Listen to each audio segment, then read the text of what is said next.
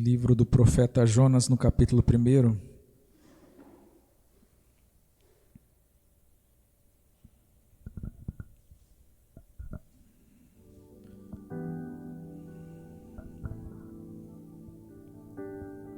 Eu vou estar usando a ACF aqui, tá, Carlos? Almeida Corrigida e Fiel. Jonas 1, eu vou ler do 2 ao 12. A gente vai estar fazendo uma releitura aqui. Fala assim, Jonas 1, 2. Levanta-te e vai à grande cidade de Nínive, e clama contra ela, porque a sua malícia subiu até a minha presença.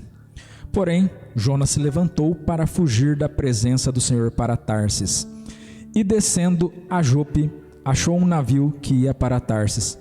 Pagou, pois, a sua passagem e desceu dentro dele, para ir com eles para Tarsis, para longe, para onde que ele estava indo? Para longe da presença do Senhor.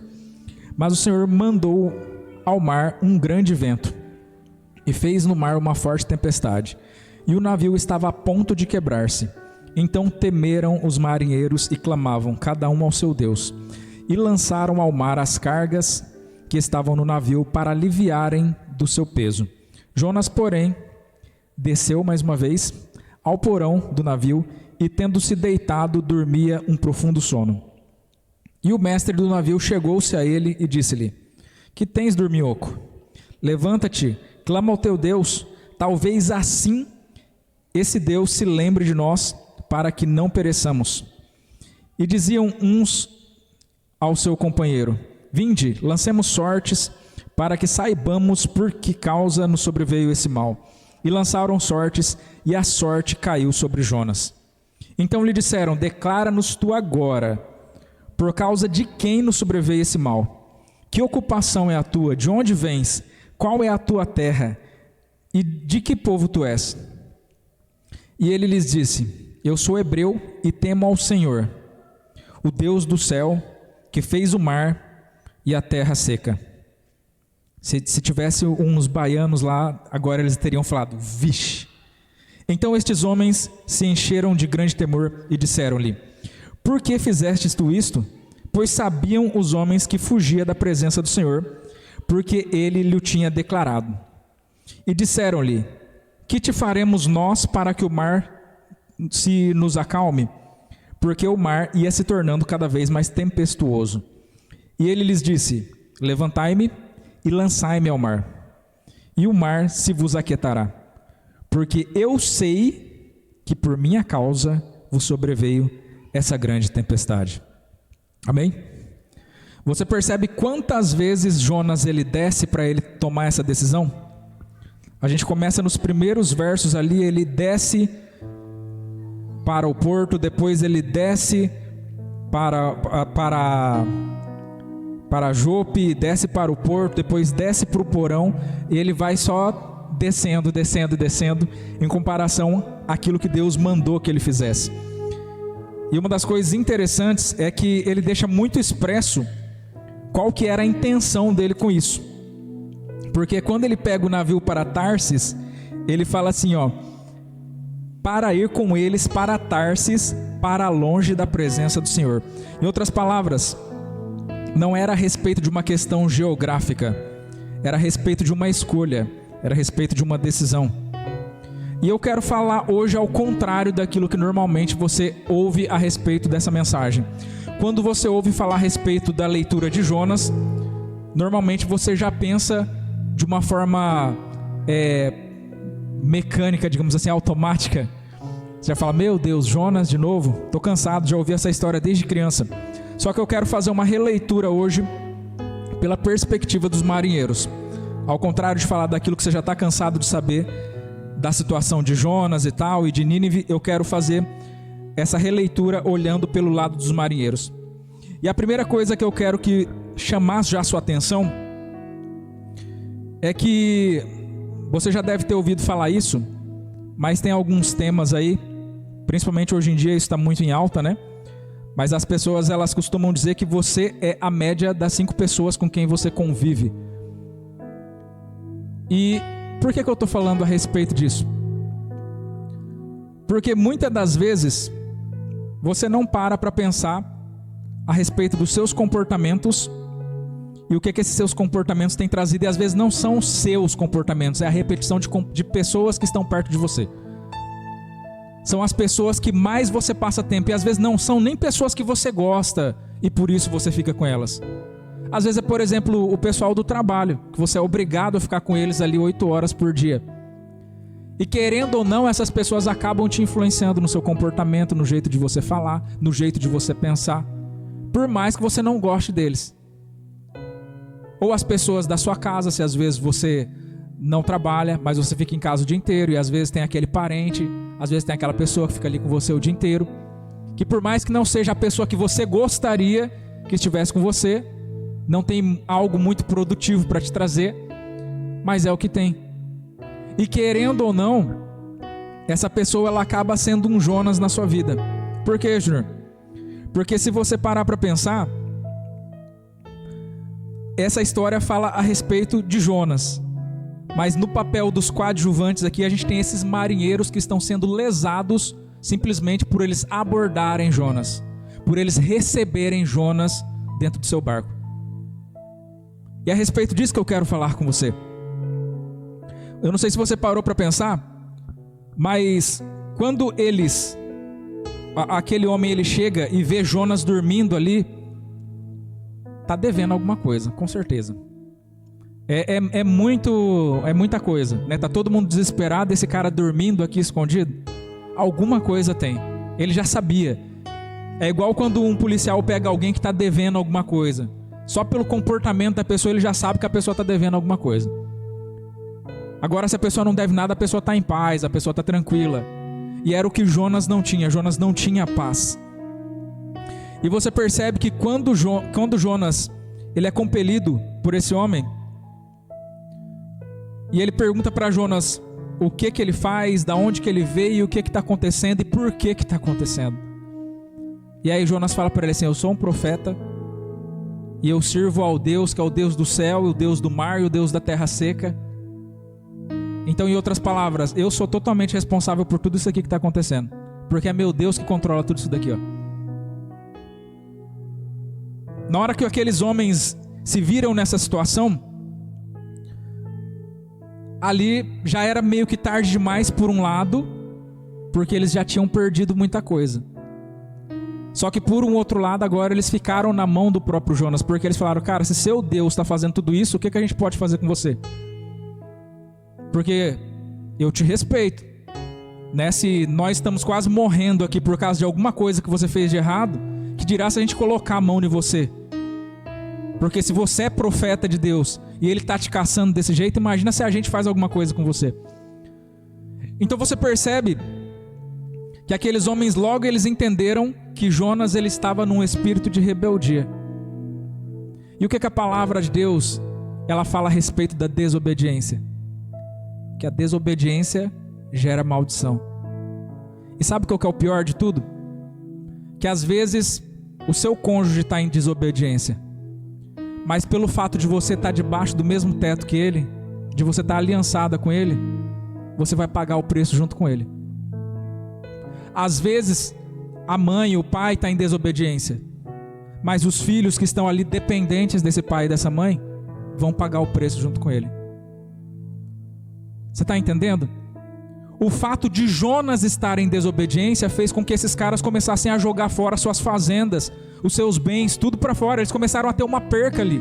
E por pouco eles não perdem a própria vida, né? Fora a questão do barco em si, o dono do barco teve um prejuízo enorme ali que não foi ressarcido, porque o barco dele estava quase fendendo no meio. Tudo por quê? Porque ele vendeu uma passagem barato demais. E muitas das vezes nós temos permitido que pessoas entrem na nossa vida pagando barato demais. Principalmente você que é jovem, muitas das vezes você entrega os seus princípios, você desfaz dos seus valores para que você possa participar de um determinado grupo, para que você possa atrair uma determinada pessoa. Você consegue entender? E aí você não para pensar que você está se vendendo barato demais. Porque se essa pessoa ela precisa que você abra mão daquilo que realmente tem valor para você, então ela não deve ser tão valorosa assim. Uma pessoa que tem a capacidade de te destruir, ela não deve ser tão valorosa assim. Isso é uma das coisas que está acontecendo muito, não simplesmente nessa questão de relacionamento de jovem, mas o tempo todo. Né? A palavra de Deus, ela nos vacina lá em Salmos 1, né? E ele fala assim: bem-aventurado o homem que não anda pelo conselho dos ímpios, não se assenta na roda dos escarnecedores, não se detém no caminho dos pecadores, antes medita na lei do Senhor. O que ele está falando, Júnior? Ele está falando a respeito de pessoas que não são influenciados por agentes externos, que já têm uma influência certa, que já têm um lugar para onde olhar. E é isso que me determina. Eu não sou determinado por outras pessoas ou pelo que as pessoas acham ou deixam de achar. O crente que ele viver tentando ser aprovado pelas pessoas, ele não vai conseguir ser crente. Porque ou você é crente ou você é aprovado pelas pessoas. As duas coisas você não vai conseguir. Porque o crente ele anda na contramão. Ele faz aquilo que as outras pessoas não estão fazendo. Ele pensa de uma forma que as outras pessoas não estão pensando. E cada vez mais, né, a gente está vivendo esse período de Olimpíada aí. A gente viu tanto de atrocidade que teve nessa Olimpíada que não está escrito. E a gente fica olhando e falando assim: cara, não é possível que a gente chegou nesse ponto. Sabe, não é possível que... Sabe, parece que existe uma demência. Não é nem uma questão contra a religiosidade em si, não é nem a respeito disso, não é a respeito de dualidade. É a respeito de uma falta de entendimento mesmo. Porque se a gente simplesmente tivesse um bom senso de respeito, né, da mesma forma que as pessoas cobram tanto respeito com relação à homossexualidade, a não sei o quê, se a gente tivesse simplesmente esse bom senso de entender pessoas como pessoas e respeitar a liberdade de expressão de cada um, a gente já perceberia o tanto que tudo isso foi ridículo, né? A expressão do como que tudo isso foi ridículo. Isso na verdade não foi nada mais e nada menos do que um teatro público para o mundo inteiro ver. É simplesmente isso. É o famoso circo lá de Nero. Para que todo mundo entenda, ó, agora essa daqui é a nova lei. Essa aqui é a nova lei mundial que está sendo imposta sobre vocês. E vocês têm que aceitar, pronto, e acabou. Aí a gente põe o povo para correr, e põe país para ganhar medalha e não sei o quê, e aí todo mundo, ai, que alegria. E vocês estão fazendo parte de um circo, sem perceber. E cada vez mais, isso que hoje era estranho, né, que a gente tem como estranheza, devagarzinho vai se tornando a nova normalidade. Você lembra quando surgiu, teve o primeiro beijo gay na novela? Meu Deus do céu, saiu nos jornais e não sei o que, e aquela bagunça toda. Hoje se não tiver um, então não é. Por quê? Porque começa gradativamente, vai vindo devagarzinho, e essa agenda ela já está sendo imposta há mais de 20 anos. Hoje o que a gente está vendo é a finalização, a concretização. Mas é uma coisa que já está estabelecida há muito tempo. Só que, a gente acha que a escola ela tem que educar os nossos filhos. A gente acha que o sistema ele tem que dar conta. E cada vez a gente percebe a nossa falta de paternidade, nossa falta de maternidade com relação à educação, ao bom senso com relação a essas coisas. Porque se eu deixar por conta da internet, da televisão, da escola, eles vão ser mais um boneco no meio desse sistema. Consegue entender? Então a desobediência, ela gera maldição. E lá no verso 5 você percebe a consequência dessa maldição que Jonas trouxe para toda essa população que estava envolvida ali. Quando essas pessoas elas começam a abrir mão daquilo que elas tinham, daquilo que elas conquistaram na vida, para prezar, para tentar pelo menos viver. E é interessante que quando aquele homem acha Jonas escondido ali no porão, isso fala muito a respeito de João, lá no capítulo 8, no verso 32, Que é aquele verso tão conhecido que fala: conhecereis a verdade vos libertará. Porque aqueles homens sabiam que tinha alguma coisa errada, mas eles não sabiam o que era de errado. Até que aquele homem encontra algo que é extremamente estranho, que é aquele cara tentando dormir no meio de uma tempestade, enquanto todo mundo está tentando viver. E o que eu percebo que a Bíblia está nos ensinando através dessa parte, dessa passagem, é que quando a verdade chega, aí você tem que tirar a mentira do porão. Porque toda a verdade ela traz consigo uma responsabilidade. Uma coisa é quando eu era ignorante, uma coisa era quando eu era inocente e eu não sabia. Então eu vivia e eu estava enganado porque eu não sabia. Só que a partir do momento em que eu enxerguei, em que eu tive clareza com relação a alguma coisa, eu falei alguns dias atrás ainda a respeito disso. Verdade significa habilidade de ver. Quando eu tive clareza com relação a isso, o que eu vou fazer com isso agora? Com isso que eu descobri. Eu descobri a mentira escondida lá no porão. O que eu faço com essa mentira agora? Porque da mesma forma que a verdade ela traz resultado, a mentira ela traz consequências. E o texto ele fala assim, conhecereis a verdade. E a palavra conhecer é uma palavra muito interessante na Bíblia. Porque se você for lá no começo da Bíblia, nas primeiras menções, você vai ver que a primeira vez que a palavra é mencionada é lá depois da queda do homem. E fala assim: Adão conheceu a Eva e ela gerou Caim. E aí depois você vai ver lá em Abraão. E ele fala assim: Abraão conheceu a Sara e a Sara gerou Isaac. Então toda vez que eu conheço alguma coisa, isso gera outra coisa. E a pergunta que não quer calar é: se eu estou conhecendo, se eu estou tendo um conhecimento com a mentira, se eu estou tendo uma relação de intimidade com ela, o que essa relação tem gerado? Porque toda pessoa que vive uma relação com a mentira, ela vive uma relação íntima. Porque só ela sabe da verdade. Ela pode enganar todo mundo, mas ela sabe o que é mentira. Ela sabe que é mentira. E aí eu respondo para você o que isso gera. A palavra de Deus diz que o salário do pecado é a morte. Então quando você está cultivando a mentira, você está gerando a morte. É isso que você está gerando. Aí você fala: não, Júnior, mas eu sou uma pessoa que eu só falo verdade, não sei o quê. Mas às vezes você mente para você mesmo. Não é com relação ao que você faz só com as outras pessoas. Eu estou pregando para crente, eu não estou pregando para pessoas que não conhecem a Deus. Eu estou falando das mentiras que você conta para você mesmo. Do porquê todo dia você erra no mesmo erro. Do porquê todo dia você faz a mesma coisa que você faz. Do porquê que você esconde coisas que ninguém pode ver. Você acha que isso é verdade? Toda verdade, ela pode ser expressa. Por mais que às vezes as pessoas tenham medo de expressá-la. Toda verdade, ela pode ser expressa, que ela não traz nenhuma consequência para você. Mas a mentira, ela é omitida. A mentira, ela é guardada debaixo de 7 chaves. A minha esposa não pode saber. O meu patrão não pode saber. Os meus filhos não podem saber.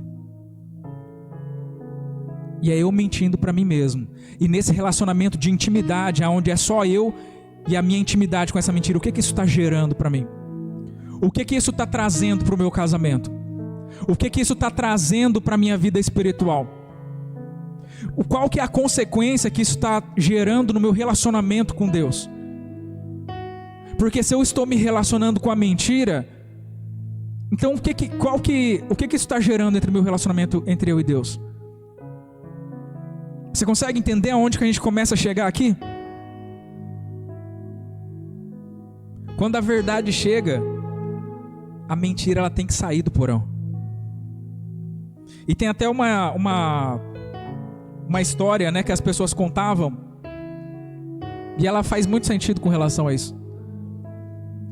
Que diz que um dia a verdade e a mentira elas se encontraram.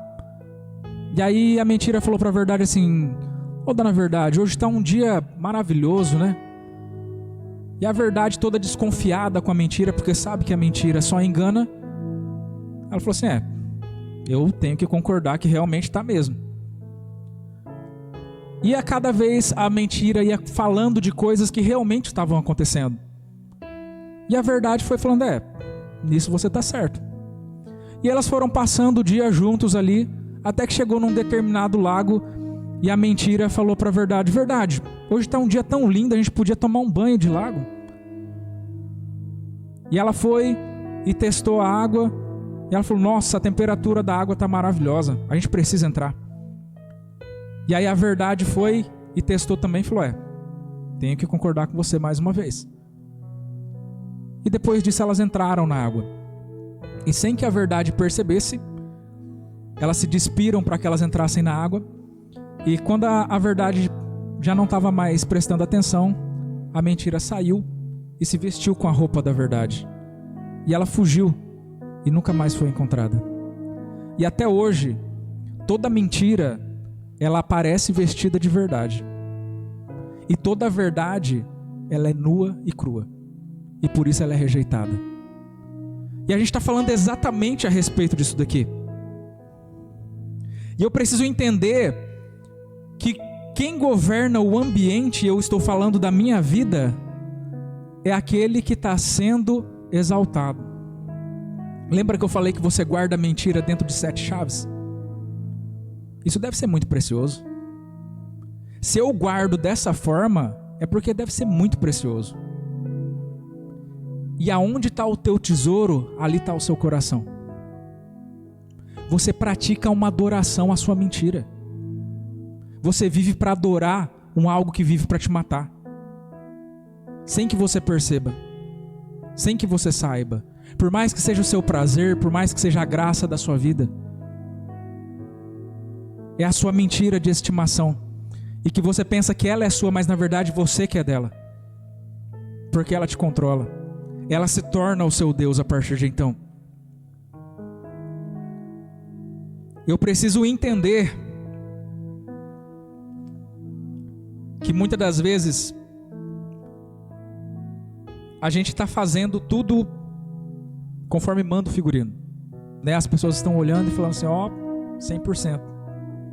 Só que o que eu estou fazendo no meu íntimo? E quando só Deus está vendo, o que tem? Quem eu sou? Quem eu sou nas minhas intenções? Porque a palavra de Deus, ela é isso, né? A Bíblia diz que a palavra, ela é como uma espada, que ela tem a capacidade de discernir as intenções. E às vezes nós pensamos no tempo arcaico, que as pessoas elas só eram pegas em flagrante. Aí sim elas seriam tidas como pecadoras. Mas Jesus ele vem lá em Mateus 5 para te falar assim que só de você pensar em alguma coisa você já está pecando, você não precisa fazer. A graça ela não veio para baixar o nosso nível de santidade, ela veio para elevar. Se na lei eu precisava ser pego adulterando, na graça simplesmente de eu pensar numa pessoa que não é minha, eu já estou adulterando. Então é um exame de consciência individual. É por isso que Paulo, ele não me dá o direito lá em Coríntios de eu julgar as outras pessoas. Ele fala, julgue pois você a você mesmo. E veja se você pode participar da ceia. É uma coisa que eu tenho que fazer no meu individual. Porque a Deus ninguém engana. Eu posso enganar todo mundo. Né? Isso é uma das coisas que eu mais vejo. E às vezes as pessoas... Eu até converso com a Esther às vezes. E as pessoas elas não conseguem entender.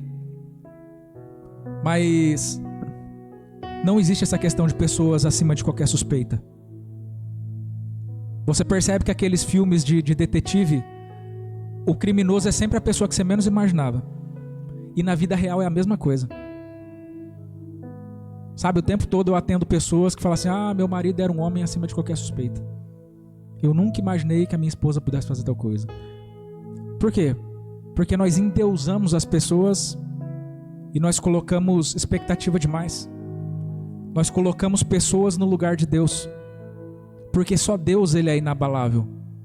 Só Deus ele nunca vai me desamparar. Só Deus nunca vai me trair. Pessoas vão me trair o tempo todo e eu preciso saber disso. Pessoas vão me deixar, vão me abandonar o tempo todo. E vida que segue. Eu não posso ficar imaginando que existem pessoas perfeitas para isso. E quando eu falo a respeito dessa questão de ciclo de amizades e pessoas que influenciam a gente, conforme está escrito lá em Salmo 1, nesse exato momento eu já estou atendendo uma senhora já faz algum tempo, e eles vivem exatamente essa questão. Uma família que tem tudo para dar certo, um casal bonito, um casal próspero financeiramente, os dois novos com filhos pequenos, que tem tudo para dar certo. Só que esse marido ele está envolvido demais com pessoas que são, eu não digo por causa da política, mas pessoas que estão envolvidas na política e que não são pessoas que são boas influências para um homem casado, digamos assim. E conforme ela sempre falou desde o começo, tudo aquilo que esses homens com quem ele sempre anda fazem, hoje ele está fazendo. E aquilo que era a coisa mais importante da vida dele se tornou secundário.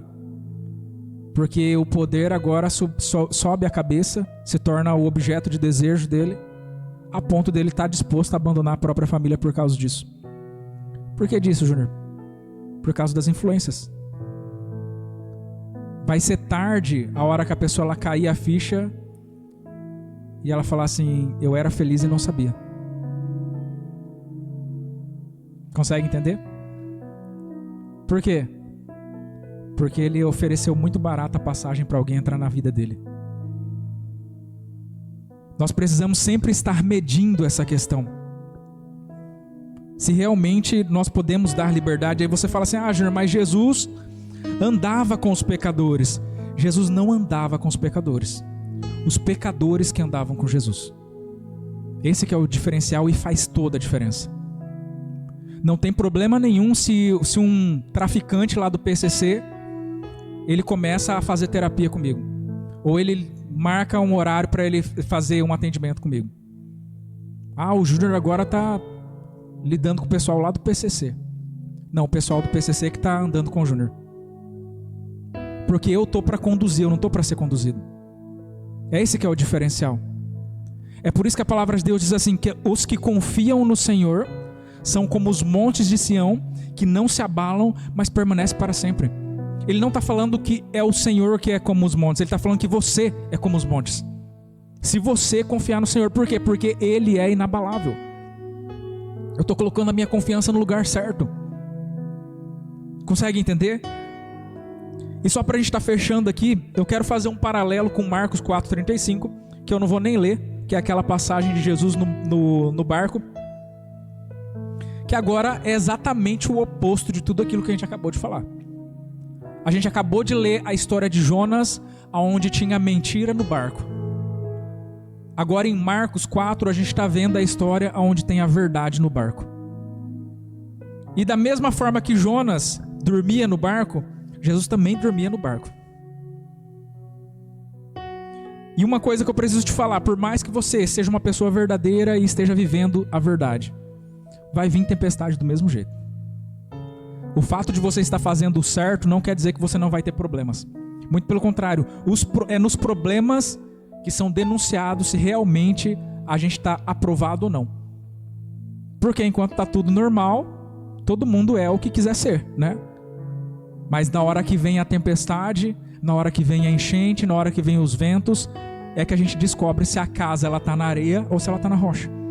É assim que funciona. E a gente percebe que também se levanta uma tempestade ali, quando Jesus está no barco.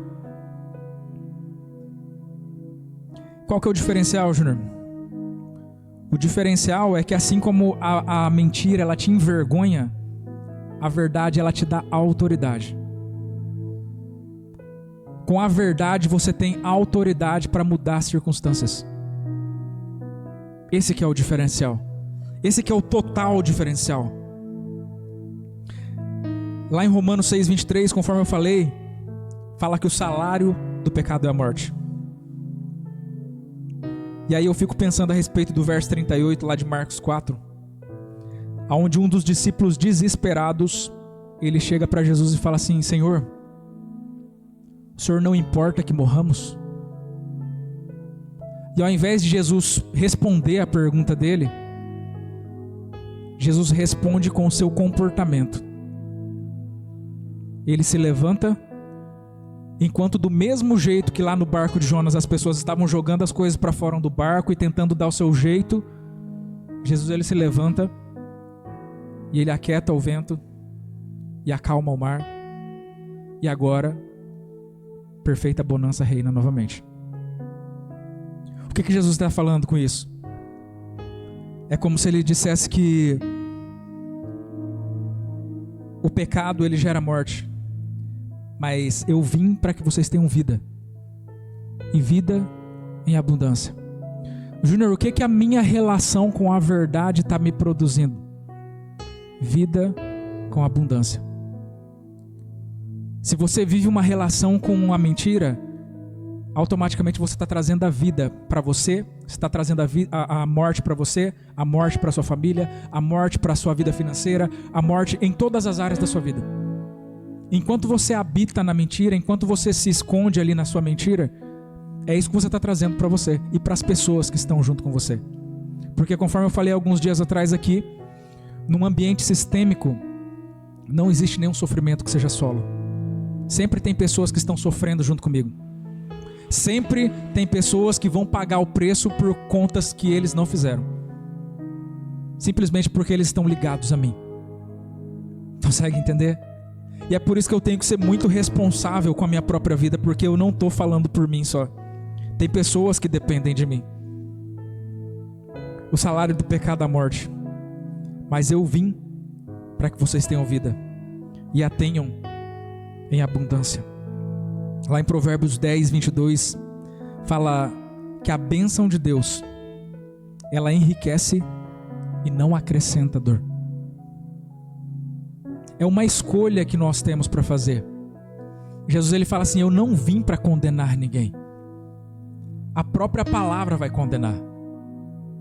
Ele veio para que você tenha vida e você tenha abundância. E quando ele fala assim, eu sou o caminho, esse relacionamento é a respeito de você com ele. Eu sou a verdade. A verdade é uma pessoa. Não é a respeito do que você acha, não é a respeito do que te contaram. A verdade não cabe num estatuto. A verdade não cabe numa religião. A verdade é sobre ele, para ele, e é tudo dele. Ele é uma pessoa. E quanto mais a gente se aproxima, mais a gente conhece da verdade dele. Ele fala assim: toda a terra se encherá do conhecimento da glória de Deus. Quanto mais eu conheço da verdade, mais eu tenho para conhecer. Porque quanto mais eu conheço de Cristo, mais eu percebo que eu ainda não sei nada. E aí a gente começa a entender qual que é a diferença. Porque a gente tem muito teórico também dentro da igreja, né? A gente começa a entender qual que é a diferença da sabedoria que Salomão falava tanto, de você ser sábio e de você saber. Porque às vezes quando eu trago uma mensagem dessa, dentro de você já fica assim: não, já sei, tudo isso aí que você está falando eu já sei. Por que não coloca em prática? Está apanhando na cara por quê então? Por que está sofrendo? Se você já sabe. Então essa é a diferença de você saber e de você ser sábio. Porque o sábio, você lembra daquelas histórias do sábio, que tinha um sábio na história? Como que era a vida desse sábio? Ele era um cara totalmente diferentão, né? Ele é um cara estranho, ele é um cara que não é muito sociável.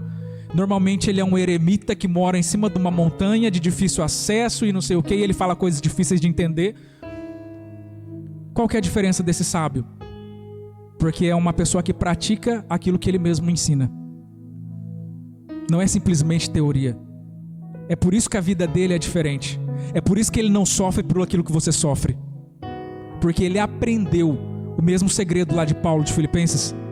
eu aprendi o segredo da felicidade.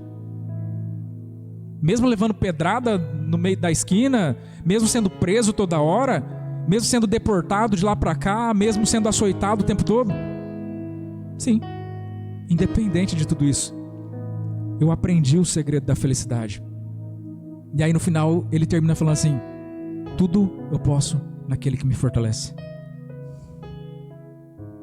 Quando você anda com a verdade, aí você vive uma vida, você vive uma paz que excede todo o entendimento. Só na verdade que existe a paz que excede todo o entendimento. Mas como que você consegue viver feliz assim, trancado na prisão, sendo açoitado? Como que é possível uma pessoa viver feliz desse jeito? Não tem explicação. É por isso que excede todo o entendimento. Para você viver a paz que excede todo o entendimento, você tem que abrir mão do direito de entender. Não é sobre você, é sobre ele de novo. O tempo já deu uma estourada aqui, eu gostaria de pedir para que você ficasse de pé.